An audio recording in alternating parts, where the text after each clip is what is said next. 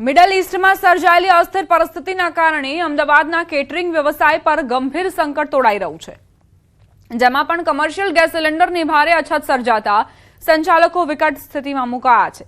આગામી લગ્નની સિઝન પૂર્વે જ ગેસ ન મળવાના કારણે કેટરિંગ સાથે જોડાયેલા લોકોએ ફરજિયાતપણે લાકડાનો ઉપયોગ શરૂ કરવો પડ્યો છે। જો આ સ્થિતિ લાંબો સમય યથાવત રહેશે તો મોંઘવારી અને અછતના કારણે લગ્ન પ્રસંગના ઓર્ડર કેન્સલ કરવા પડે તેવી પણ ભીતિ સેવાઈ રહી છે, જેના કારણે સરકાર વહેલી તકે પૂરતા પ્રમાણમાં ગેસ સિલિન્ડર મળી રહે તેવી વ્યવસ્થા કરે એવી માંગ ઉઠી છે।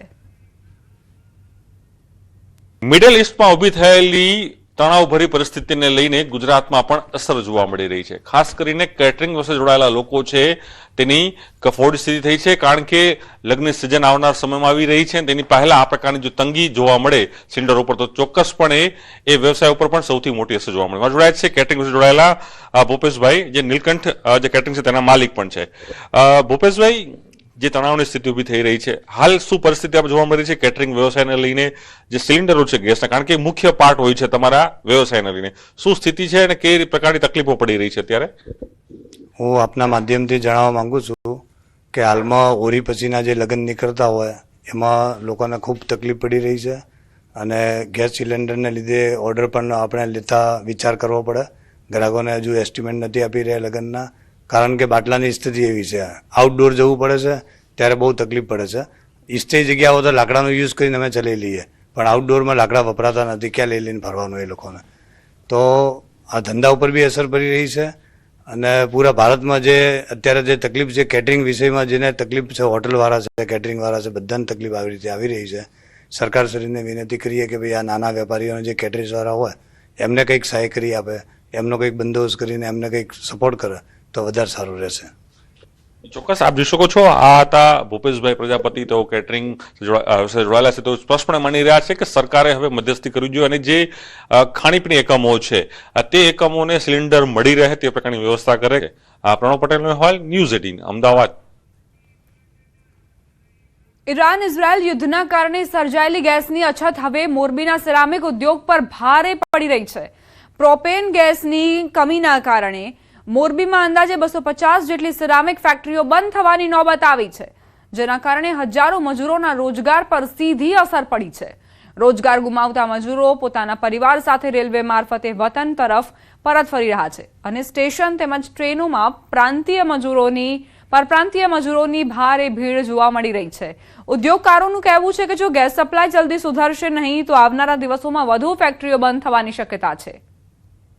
गैस की कमी हो रही है, ठीक है, तो गैस की कमी की वजह से यहाँ पे फैक्ट्रीज कम हो रही है, प्रॉब्लम हो रही है फैक्ट्रीज में, जिससे मेरे काफ़ी सारे भाई लोग भी हैं तो वो उस पर काम कर रहे हैं। अब वो जा रहे हैं क्योंकि काम की कमी है यहाँ पे, तो अब वो वापस बिहार की तरफ जा रहे हैं। हम यहाँ से राजस्थान जा रहे हैं, अभी सेरामिक इंडस्ट्रीज बंद हो गई तो हमारा कोई इधर कामकाज बचा नहीं है, इसके लिए हम अभी यहाँ से रवाना होकर राजस्थान जाएंगे। मजदूर બધા ભાગી જાય, સિરામિક ઉદ્યોગ બંધ થાય તો અમે રિક્ષાવાળા શું કરશે? 4-4 લાખની રિક્ષા લીધી છે, હપ્તાના કોણ ભરશે? કંપનીઓ બંધ થઈ જાય તો કોઈ સવારી મળે નહીં તો ધંધો શું કરવો? 12,000 નો હપ્તો ક્યાંથી ભરવો? ઈરાન ઇઝરાયલ યુદ્ધના કારણે અત્યારે મોરબીના સિરામિક એકમો ઉપર બહુ ગંભીર અસર પડી રહી છે। પ્રોપેન ગેસ બંધ થવાને કારણે મોટી સંખ્યામાં 250 થી વધારે ફેક્ટરીઓ છે બંધ થઈ ગઈ છે, જેને લઈને મજૂરોમાં તકલીફ પડી રહી છે। મજૂરોને જમવા અને ગેસની વ્યવસ્થા ન હોવાને કારણે મજૂરો પોતાના વતન જઈ રહ્યા છે। આપ જે દ્રશ્યો જોઈ રહ્યા છો, મોટી સંખ્યામાં જે મજૂરો છે તે પોતાના પરિવાર સાથે અત્યારે પોતાના વતન જઈ રહ્યા છે। ગેસની કટોકટી સર્જાવાને કારણે અત્યારે જે પરિસ્થિતિનું નિર્માણ થયું છે, જેને લઈને મોરબીના કામદારો પોતાના વતન જવા માટે મજબૂર બન્યા છે। કેમેરામેન સાથે રવિ ભડાણિયા, ન્યૂઝ 18 ગુજરાતી, મોરબી। રાજકોટમાં ગેસના બાટલાની અછતના કારણે કેટરિંગ વ્યવસાય સાથે જોડાયેલા સંચાલકો મુશ્કેલીમાં મુકાયા છે। ગેસ ન મળતા અનેક કેટરર્સ હવે ફરીથી કોલસાની સગડી અને ચૂલામાં રસોઈ બનાવવા મજબૂર બન્યા છે।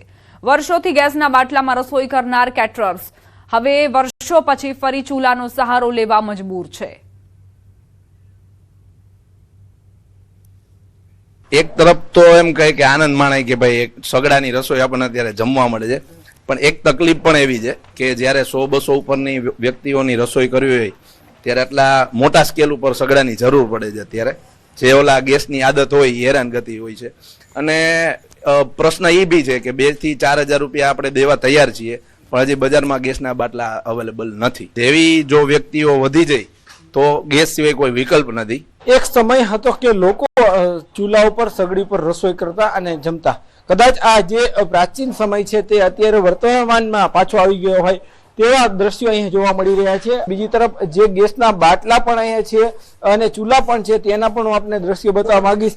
આ બાટલો તો છે પરંતુ આ બાટલો કોઈ જ કામનો નથી, કેમ કે આમાં ગેસ નથી. અને આ જે 1700 રૂપિયાનો જે બાટલો છે તે અત્યારે જે છે એ માંડ જે 6000 રૂપિયા સુધી નો ભાવ થઈ જતો હોય છે. ત્યારે જે રીતના ચૂલા છે, આ બાટલા છે તે માત્ર ને માત્ર અત્યારે શોભાના ગાંઠિયા સમાન બની ગયા છે. અને જે પ્રાચીન પરંપરા પ્રમાણે કે જ્યારે ગેસનો લોકો ઉપયોગ ન કરતા અને એ સમયે જે સગડીનો ઉપયોગ કરતા હતા તે સગડીનો ફરી વખત ઉપયોગ કરવો પડી રહ્યો છે. આ જે બાબત છે તેમાં લોકોને પણ મહેનત પણ વધારે પડતી હોય છે, સાથે અનેક સમસ્યાઓ પણ થતી હોય છે. ત્યારે બાટલાની આ પરિસ્થિતિ છે તે ફરી જે છે નોર્મલ થાય તેવું હાલ સૌ કોઈ ઈચ્છી રહ્યા છે. હાર્દિક જોશી, ન્યૂઝ 18 ગુજરાતી, રાજકોટ. દ્વારકાના નાગેશ્વર રોડ પર બોલેરો અને કાર વચ્ચે ગંભીર અકસ્માત. બંને વાહનો વચ્ચે અથડામણ થતા બોલેરો અનિયંત્રિત બની ડિવાઈડર સાથે અથડાઈ ગઈ. અકસ્માતમાં એક વ્યક્તિને ગંભીર ઇજાઓ પહોંચતા તેમને તરત જ એમ્બ્યુલન્સ દ્વારા સરકારી હોસ્પિટલમાં ખસેડાયા. ઘટનામાં બંને વાહનોને ભારે નુકસાન પહોંચ્યું છે. અકસ્માતની જાણ થતાં પોલીસ સ્થળ પર પહોંચી વધુ તપાસ હાથ ધરી. રોકાઈશું એક બ્રેક માટે. આપ જોતા રહો ન્યૂઝ 18 ગુજરાતી.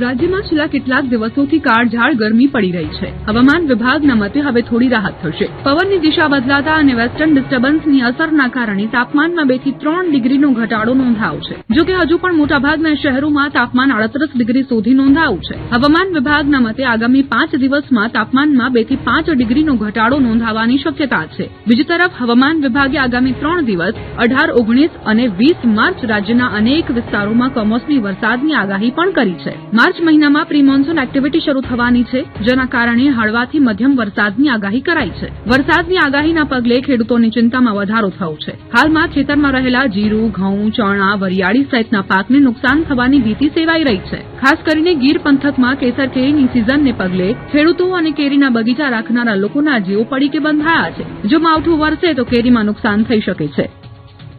आने वाले 4 दिनों के लिए गुजरात स्टेट के सारे डिस्ट्रिक्ट हैं जिसमें ड्राई वेदर प्रिवेल करेगा और डे 5, डे 6 और डे 7 में आइसोलेटेड प्लेसेस पे लाइट टू मॉडरेट रेन और साथ में थंडरस्टॉर्म की वार्निंग है.